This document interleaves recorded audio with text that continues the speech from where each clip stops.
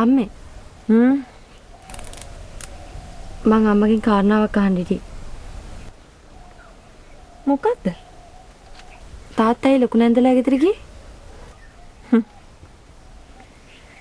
මං හිතුවා කොයි වෙලාවක හරි උඹ ওই කාරණාව මගෙන් අහයි කියලා. ඉතින් කියන්නකෝ අම්මේ.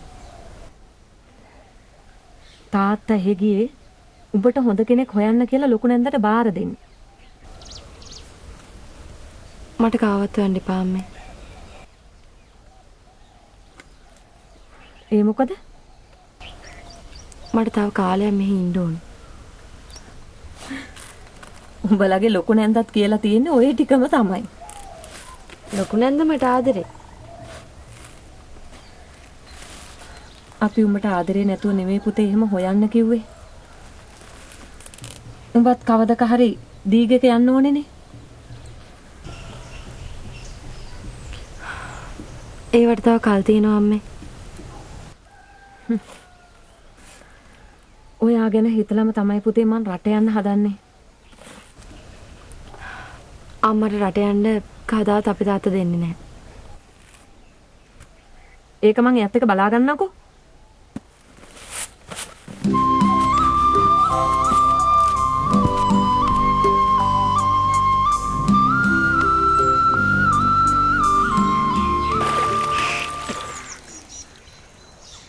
නෑනට ලක්ෂයක් දෙනවයි කිව්වම ඒ මලක් පිපුණා වගේ ඇතිනේ. ලක්ෂයයි ගයයි. ඉතින් ඇත්තටම දෙනවද? තාරුකාව ලැබුණොත් දෙනවා. දෙන එක දෙනවා. ඔබට තාරුකාව ඔච්චරටම වටනවද?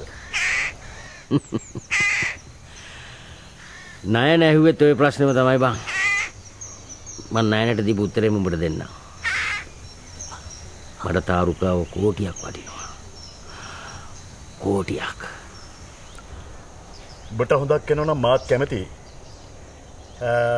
ණයන වැඩේ කරයිද? ණයන ෂුවර් එකටම වැඩේ කරනවා. ණයන තාරුකාලේ අම්මව කැමති කරගත්තයි කියමුකෝ. කෙල්ල කැමති වෙයිද?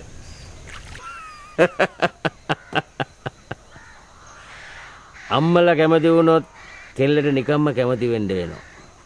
බලපන්කෝ මගේ බලාපොරොත්තු හරි ගියොත් මම මේ මුළු ගමටම මගුල් කියලා දවස් ගාණක් මගුල් කරනවා. දවස් ගාණක්.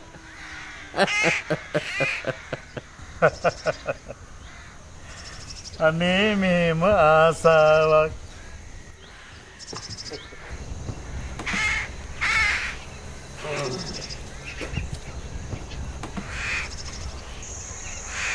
අනුජේගේ අප්පච්චි තාක් නෙවෙයි අනුජේ. දැන් හැමෝම ඉන්නේ දුක් ගින්දරෙන් දැවිලා.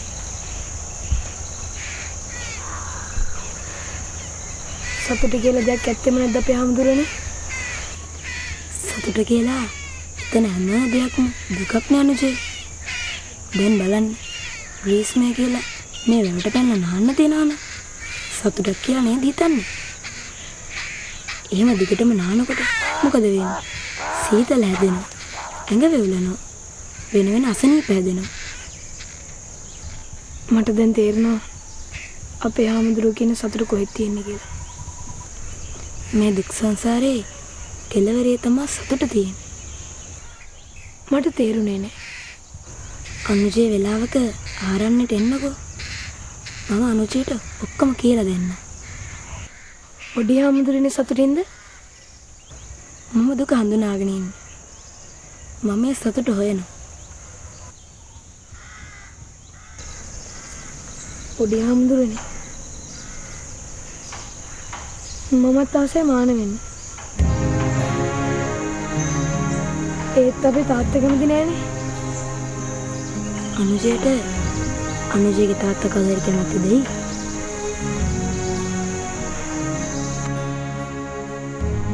අපේ ගෙදර ගිහලා තේ එකක් බොමු.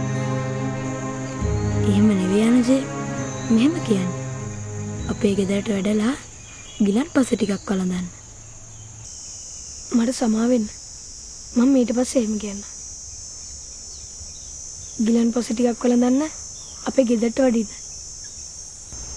ගොඩාක් පිං. මම වෙන වෙලාවක වඩින්න.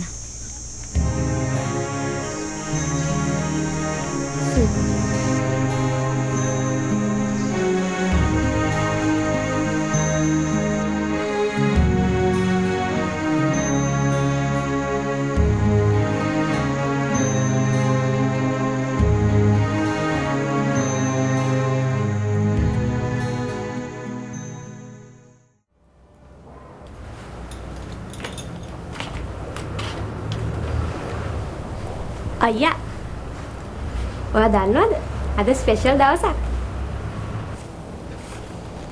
ඇයි අපේ අම්මලා ලොයිඩ් අංකල්ලට දිනයකට මෙහෙට ඉන්වයිට් කළා. කවුද ලොයිඩ් අංකල් කියන්නේ? අයියේ ඔයාට මතක නැද්ද? අර අපි පොඩි කාලේ නුවරඑළියට ට්‍රිප් එකක් ගියේ. අර තාත්තගේ යාළුවා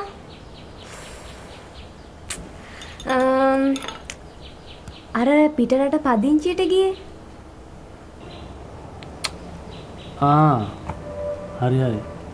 ඉතින් ඔන්න කොහෙවත් යන්නේ නැතුව ඉන්න වෙයි. ඉතින් මම මොකටද? අයියා නිසා තමයි ලොයිඩ් අංකල්ලට මෙහෙට ඉන්වයිට් කරලා තියෙන්නේ. ඒ මොකද ඒ කතාවේ තේරුම? ලොයිඩ් අංකල්ලා ආවම රාට තේරෙයි. එක්කම අසෙල්ලා ගෙදර යනවා. තාත්තගේ හිතරින් දාන්න එපා. කොහෙවත් යන්නේ නැතුව ගෙදර ඉන්න. නංගි මේ මට පොඩි උදව්වක් කරන්න. ඒ මොකද්ද? ඔයා කිව්ව නේද ඔයාට තාරුකාව බලන්න ආසයි කියලා. ඔව්. එහෙනම් ඔයාගේ යාළුවෙක්ගේ ගෙදර යනවා කියලා අපි යන්න කතරගම. මගේ යාළුවා කොහෙද කතරගම? කොහේ හරි කමක් නැහැ. නැන්ද ටිකක් දුර යාළුවෙක්.